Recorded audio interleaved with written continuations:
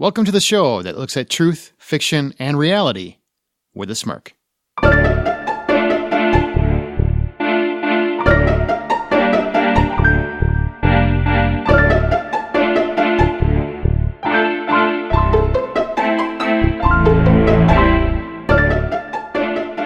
I'm Aaron Peterson. I'm Amanda Sink. And I'm Zach Parkerson. And welcome to Smirk. One of our authors each week, this week it's my turn, writes a story, and then at the end of that story, the other hosts are going to decide if they know what the moral is, and then we're going to talk about the story or the topic within that story a little bit more in detail. Are you guys ready to hear my story? I got a good one, I think. And you say I'm pretentious. I'm sitting at the edge of my seat.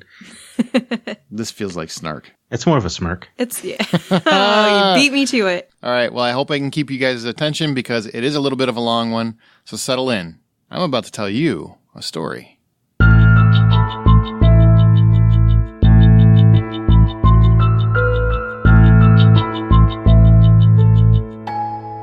Day in and day out, nothing motivates Ethan more than spending yet another day immersed in an interactive wonderland.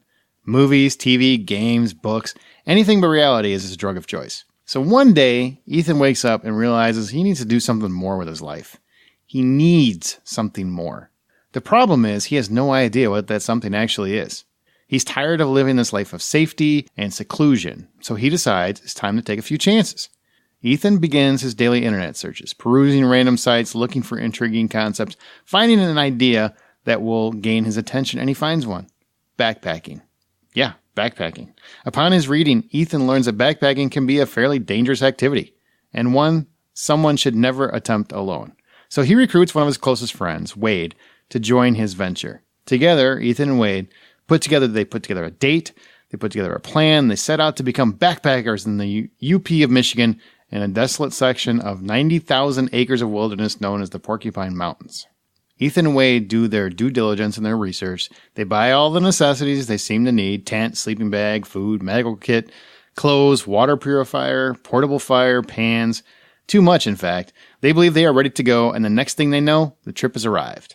A long road leads to excitement as Ethan and Wade finally realize that they are almost to the mountains. They arrive, they strap on their packs, they're ready for their new adventure. Their phones no longer work, and there is nowhere to call for help if anything should happen anyway. This is about as remote as it gets. They verify with the park rangers that the route they are taking will have sufficient water for their hike, and they arrive at the trailhead ready for adventure. They are officially on their own. As they begin their hike of over 20 miles of mountainous trails, Ethan begins to feel queasy. 75 pounds on his back and a little cardio in his life has seemed to do him a little bit of a disservice. There are only 2 hours and a couple of miles in, and already discomfort has arrived. There are no restrooms to hide in and no mattress to rest on, and the weather has taken a noticeable uptick, bringing with it a stark increase in the black fly population. Now, if you don't know what black flies are, they're the kind that bite and chew through cable wire. These things are ferocious.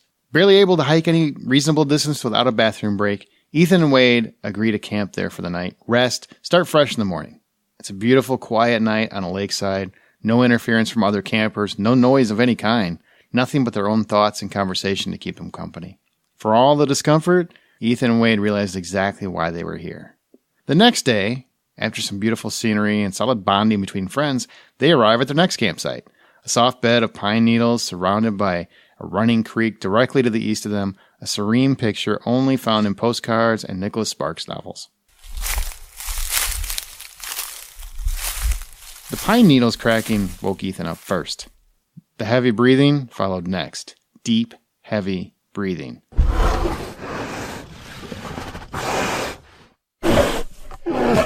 It sounded as though Darth Vader had invaded the Northwoods. Whatever it was had come to their campsite, most likely on a hunt for human flesh, I'm guessing. And Ethan, he was pretty terrified, maybe even tinkled a little, but he kept his cool, and eventually the monster sauntered off into the darkness. When Ethan and Wade awoke, the first thing they noticed were the claw marks on the tree. Overnight, something had clawed a nearby pine tree to shreds.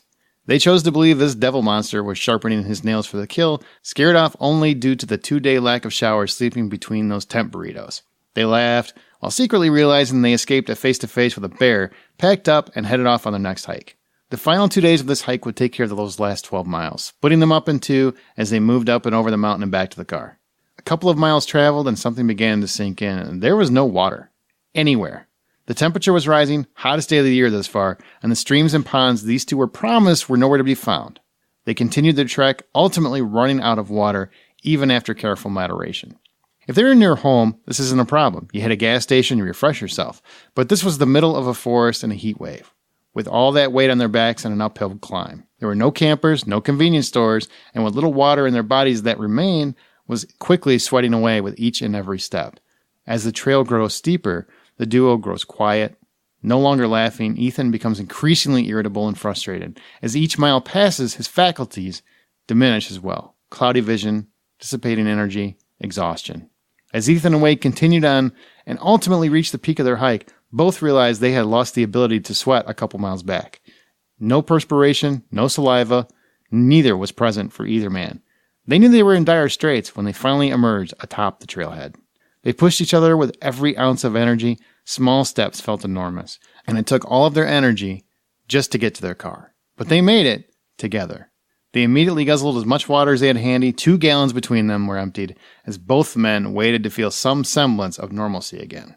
And as the feeling of life eventually seeped back into their core, the men waddled over to the trailhead, looked down at 10 miles of sheer hell that they had just endured. And as they looked down at this trail, eventually the exhaustion gave way to an odd sense of accomplishment. And when their eyes met again, they both knew exactly what that meant. They had to do this again. And so they lived. That's good. Yeah. Do you think it was going darker? I didn't know. So what do you think the moral of the story is? Something about finding an outlet or learning to find adventure in a mundane life. Okay. All right. Amanda, what do you think the moral is? Survival and accomplishment. You're both so wrong. It's wrongness. That's what you are. That's the moral of the story is you're not correct. Wow. Tell us how you really feel. Very meta. The moral for my story is you cannot prepare for everything, so make your preparation count. Because the most important decision Ethan made was to bring a friend on his journey. Had he went alone, even with everything else that he had with him, there's a big chance that he might not have made it out unscathed. But would anybody have missed Ethan? That's really what it comes down to. That's the moral of the story as I read it. That's a fair argument. Poor Ethan. Or is it really? Poor Wade. He has to deal with Ethan. Hey, come on, they're friends. They have to deal with each other. The boys. Yeah, they're friends, they're boys, and they got each other through it. Gosh darn it. People So like 2 gallons of water. That's a lot of water. That's a lot of pee. So you can't always prepare, huh? You cannot prepare for everything, no. Okay. So make your preparation count. Yeah. That's the moral. Okay. You got any questions for us? I do. My first one, how do you know when you're ready to live in nature? You don't. You just don't do it. There's bugs. You already talked about the flies. That's a problem.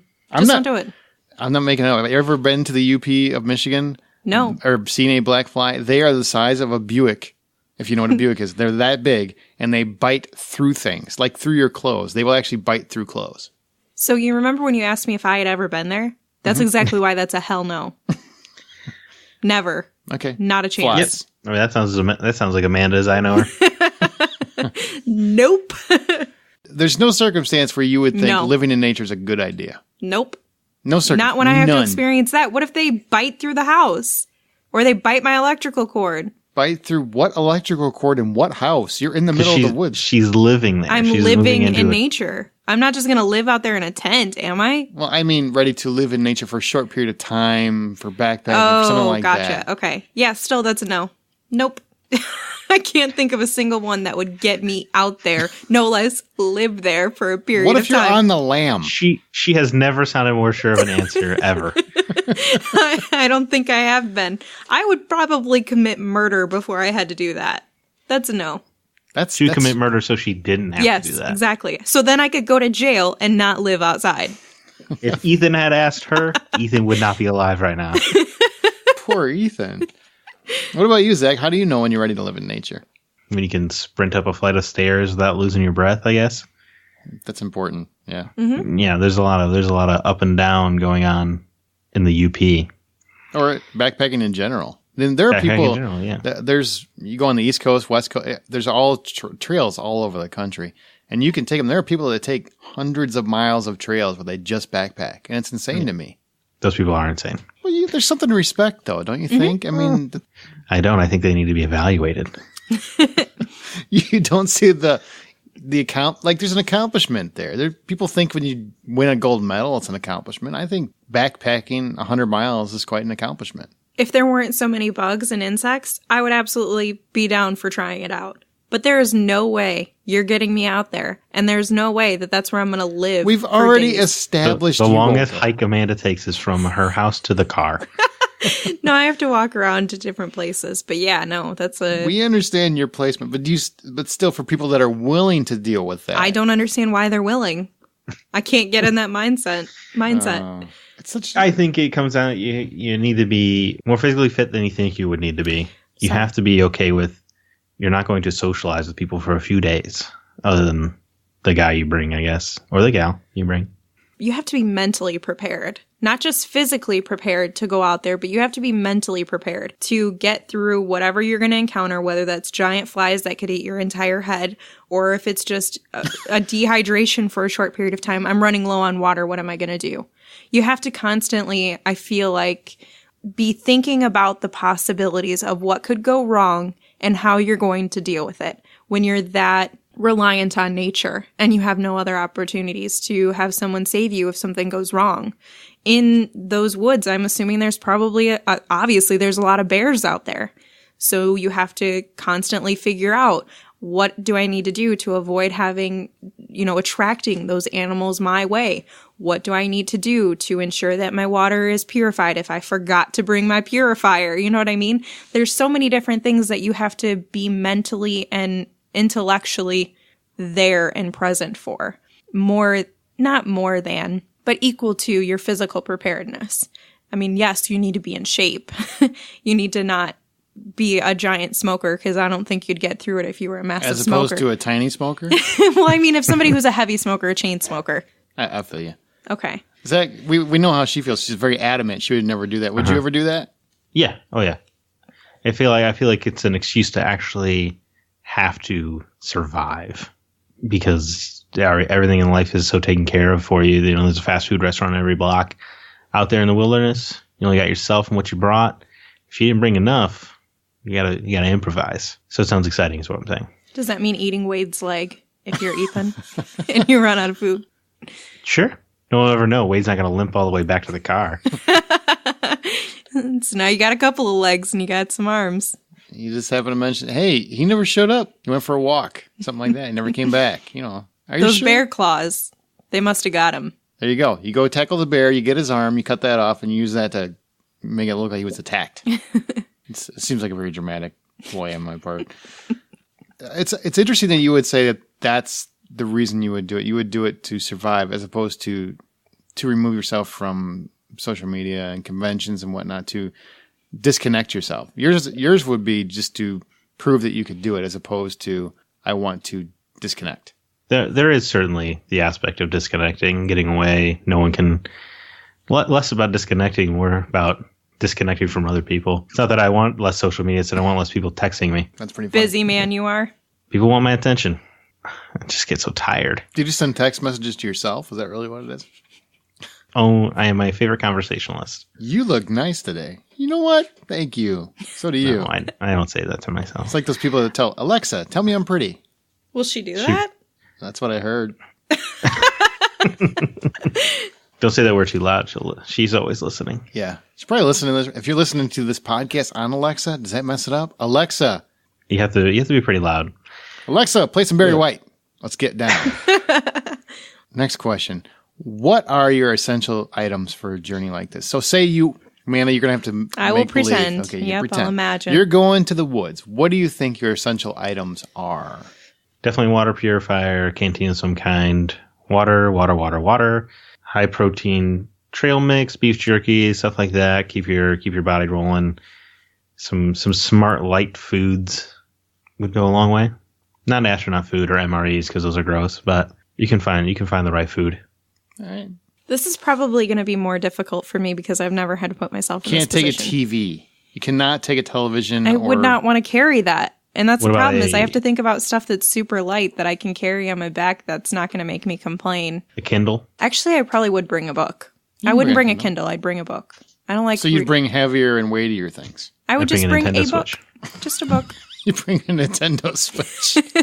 That's really disconnecting. Yeah. Oh, they are portable. That's true. Uh-huh. Well, obviously water. I don't know if you can I don't know how you would naturally purify without a purifier. If a purifier is heavy or boil it, you can boil it. Mm-hmm. So a purifier, it sounds like it might be small and you can do that easily. So I guess bring that, bring some water. At least if there's rivers nearby, then you can purify if you need additional water. I don't know what foods you'd eat. Like, I'm not going to eat canned tuna because I don't eat tuna. And You eat canned chicken. Oh, okay. Well, there's that. You can get them in foil packets now, actually. Okay. Yeah, there you go. I would probably, you know what I would do? I would reach out to someone who's done this before because I wouldn't make this decision on my own. And I would ask them, truthfully and honestly, tell me what things are essential for me having to do this. Other than me having something to keep me warm, I would have to research the area. Where exactly am I going to be? How far am I going to be walking? What kind of shoes do I need to wear?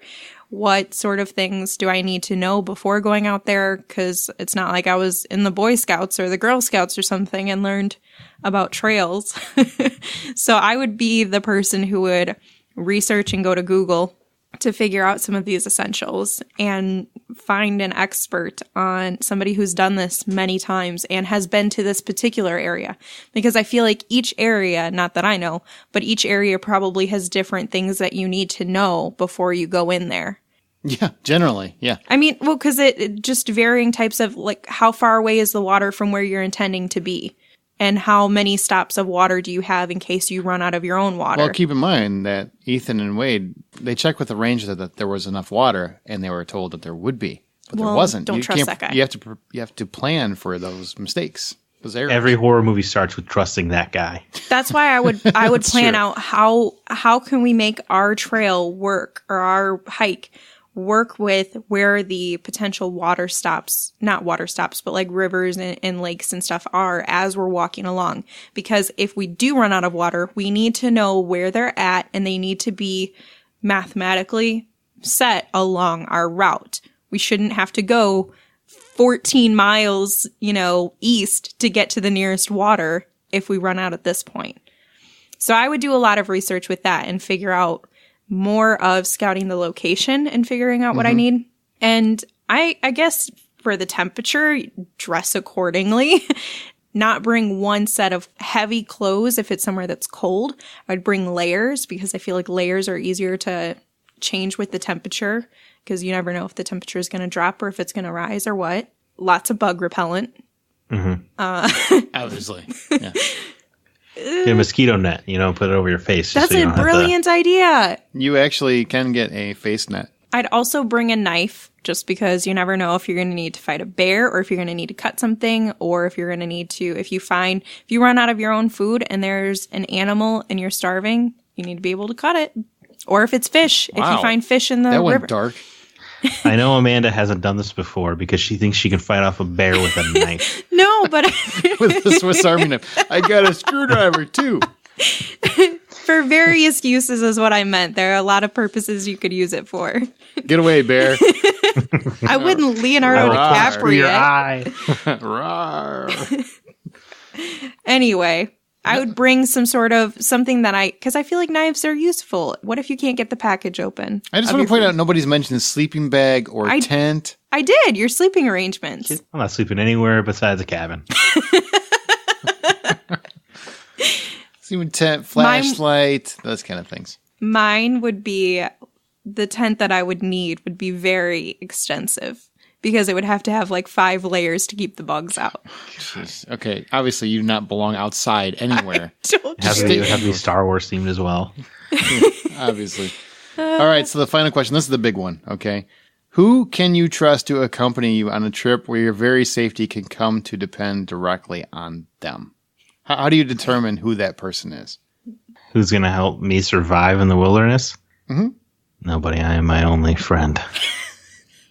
You are a sad, lonely man. Trying to think seriously about specifically the wilderness. I'd bring you, Aaron. I know you've done this before. Yeah, that's about it, right? Kind of. It's a hard thing to come up with. It is a very difficult thing to identify the right person to take for something like that, because it is, your life actually does depend on it. It can depend on it. So you can't just take your fun friend, because your fun friend probably isn't that responsible, typically. You know, they're great at a nightclub, but what do they know about, I need to drink water, we got to boil some water. Whoa, whoa, whoa. I wear glitter and sparkles. I don't know anything about boiling water. Who doesn't know how to boil water? You didn't know about it earlier. I knew that you could. I know how to boil water. You didn't know it was important. I didn't know if that would purify it, but I know how to boil water. Feels like you're the glitter person. I know I would not go to the wilderness, so there's that. I'd be busy drinking my 2-liter. Yeah. Cherry Coke is life.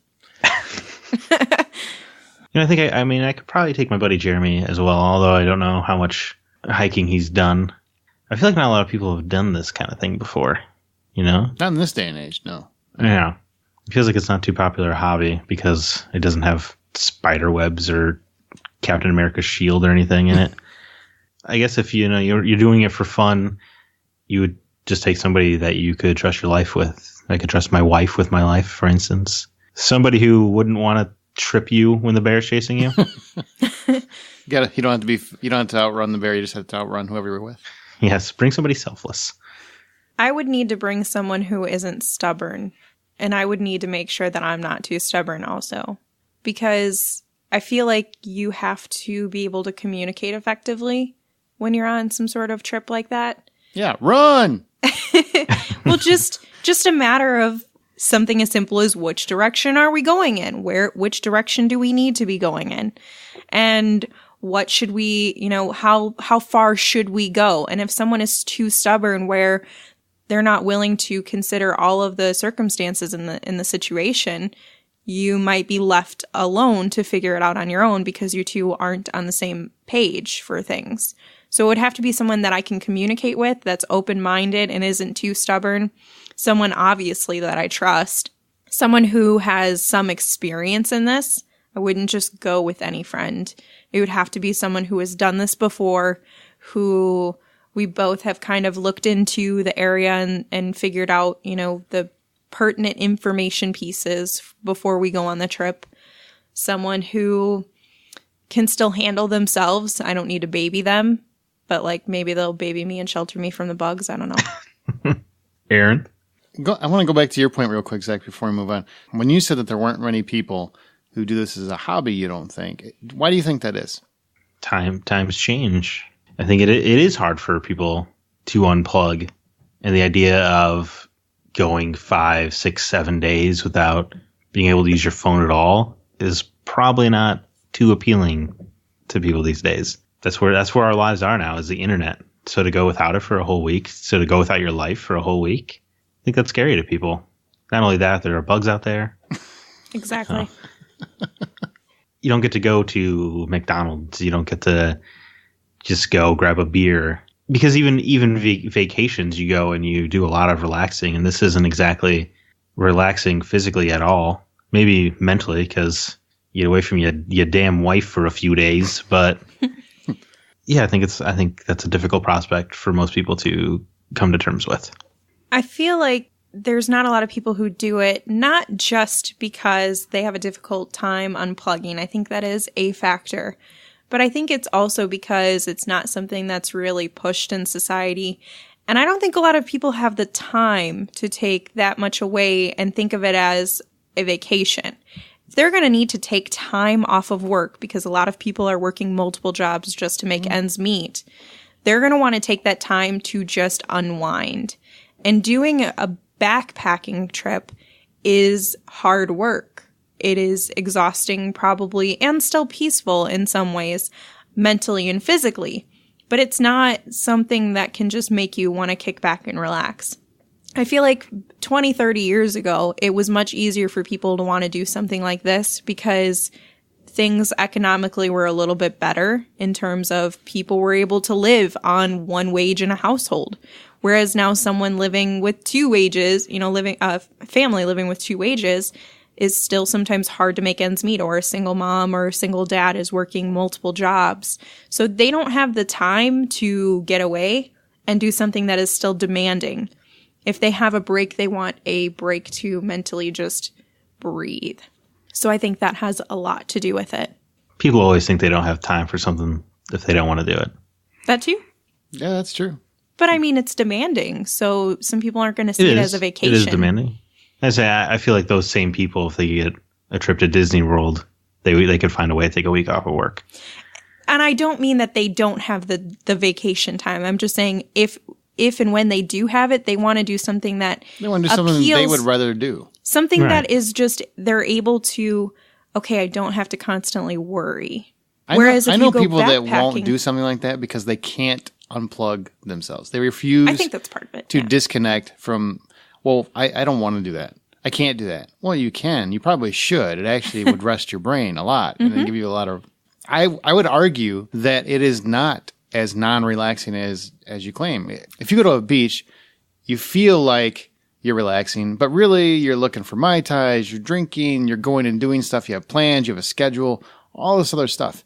You're not relaxing any more there than you are backpacking. I would argue that you are actually relaxing more when you are disconnecting and you don't have your phone and you don't have plans and you're just there in the moment, experiencing life in the moment. There's not enough of those things in the world anymore. People refuse to decompress and disconnect. There's one of many activities, but that is one of those activities where you can do that. And it forces you to be comfortable in your own skin, to rely on yourself, to think, to actually think. People, I feel, have lost the ability to just be comfortable and think about things. They're too busy just going, keeping their mind busy. They're not actually stopping, contemplating, pondering, and going and getting lost in the woods where you don't have any communication with anybody else and you have no Facebook status. You don't have anybody telling you what tweet is important or what somebody's getting ready to do to another country or anything like that. There's no drama interfering. That is the most peaceful and restful place you could go, in my opinion. One of, anyway. I think it depends on perspective because this, and I know this is going to make me sound really bratty, but I could not find myself relaxed constantly having to, shiver from bugs and where are they. And for some people, it might be the physical demand of constantly worrying, am I going to get through this next hike in these next few miles? Or am I potentially going to die because I should have done that cardio? To each their own. Some people find relaxation in some things. And I think a lot of it is unplugging and needing to unplug. But I wouldn't say that it's like one of the only ways that you can do it. And I think it might be more stressful for some people than others. For me, it would stress me out because it's not something that I feel comfortable doing. So if you're not and it would push me to different limits. It would definitely push me to different limits that I haven't been before. But I would much rather do something like peaceful. Exercise. And No, not exercise. I've exercised plenty before. But just the nature aspect. I love going outside and seeing beautiful scenery. Very quickly to your car. No, I do enjoy scenery and I love looking at beautiful parts of nature. I am in Illinois. Nature is everywhere and beauty is everywhere. But are you in the same Illinois that other people have gone to? See, maybe you're not looking at nature the same way I do. It's mostly just crime. Yes, into the feds. And very beautiful colors in the fall time. No, that was blood. It's not going to relax everyone. And I think it all depends on how you are as an individual. Some people, everyone needs to find something to unplug from social media and from their phones and from electronics and do something that helps them relax.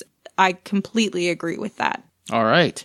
Well, now let's get to the big question. Do you think my story was truth or fiction? Truth. Truth. It was true. That happened to me. That was actually a life experience. You were Ethan, weren't you? I was Ethan. I definitely wasn't Wade because that was. He sure wasn't Wade. Hey. Hey, man, I'm just keeping it real for you. Is it because Ethan tinkled in his pants a little bit? It's a true story.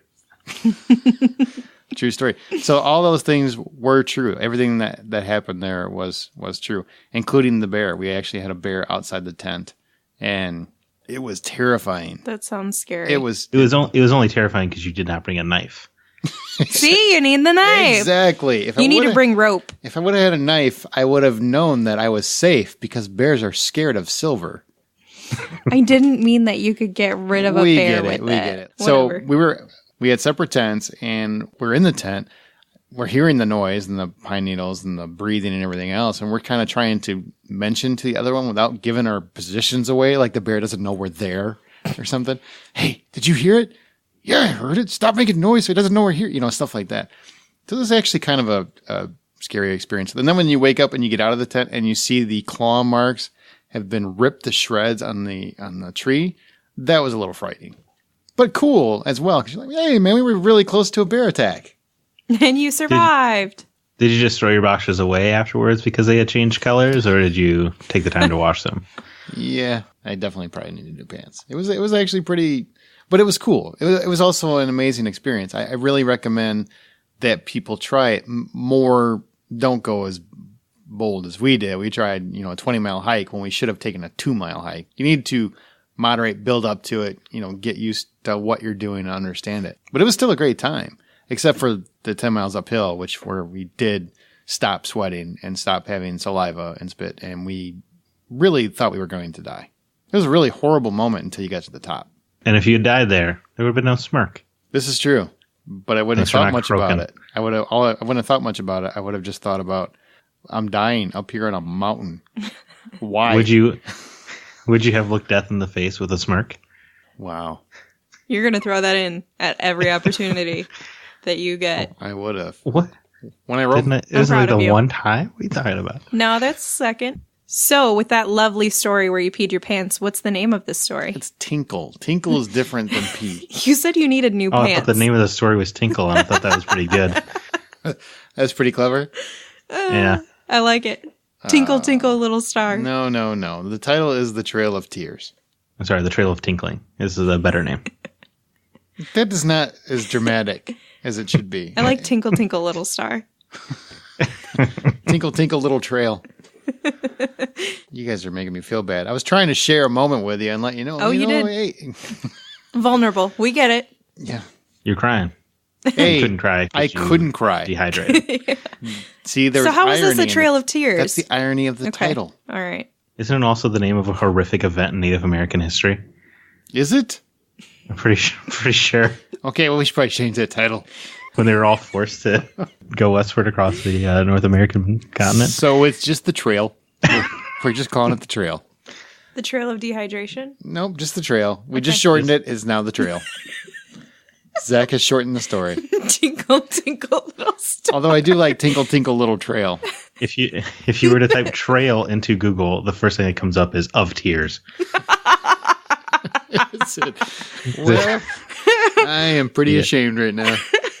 It's a good thing we have a smart one here. Way to go out on a high note. You know what? As our show goes, we will occasionally pick listener stories to read and discuss on Smirk. And if you'd like the chance to have yours read, email them to mystory@smirkpodcast.com.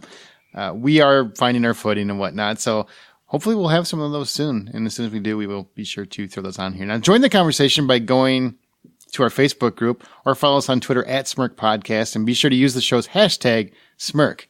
Don't miss an episode. So be sure to subscribe to Smirk on your podcast app of choice and check out our website at smirkpodcast.com. I'm really sad that you guys don't appreciate backpacking as much as I do. Well, it sounds like you're in a minority. It feels like more people should try it. I think if you feel like you could bear it, you should do it. You should try it out. Is what you did there. That's funny. Okay, I think it's time to head out.